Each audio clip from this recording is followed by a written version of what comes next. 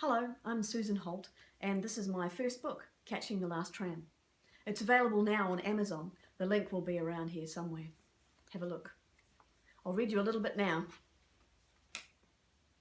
In the evening, Beth got stuck standing down the front of the tram. Tilly was sitting close to where she was, and they smiled and nodded to each other. Beth was looking forward to chatting with Tilly. Just before the tram crossed the bridge, the four bully boys pushed their way on. Beth couldn't believe how rude they were and what they assumed they could get away with.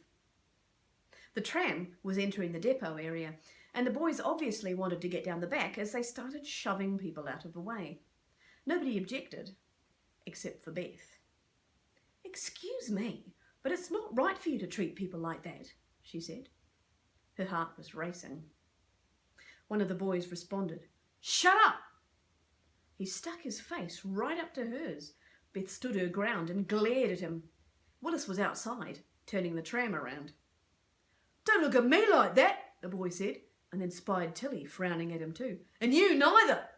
And then he used the most abusive and foul term Beth had ever heard, at Tilly.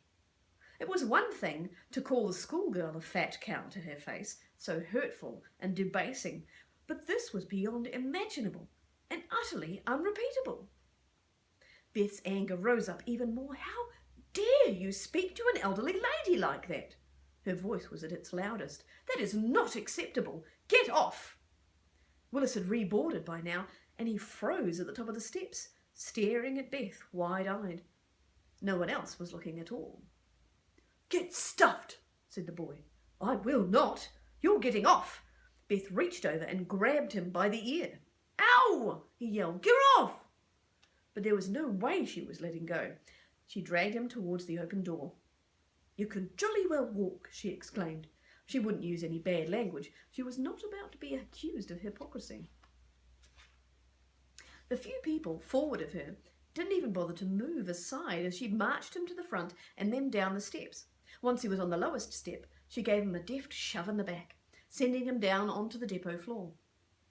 The boy stood, staring at Beth, his eyes like globes, as she heard a bone-chilling shriek in the distance, which made her insides tense up. A fox? At this time of day? She must be imagining things. They didn't have foxes here. But the boy jumped, and his face paled. He looked so scared she almost relented. But it was the middle of the day. He'd be fine. She shrugged it off. "Close the door, please, Willis," she said. Willis would have heard the sound. She'd ask him later. Willis was back at his post now and complied. His face was taut as he drove the tram away. "Sorry," said Beth in a quieter tone. "I would have got you to do it, but you were outside." She explained further. "He said something despicable to Tilly.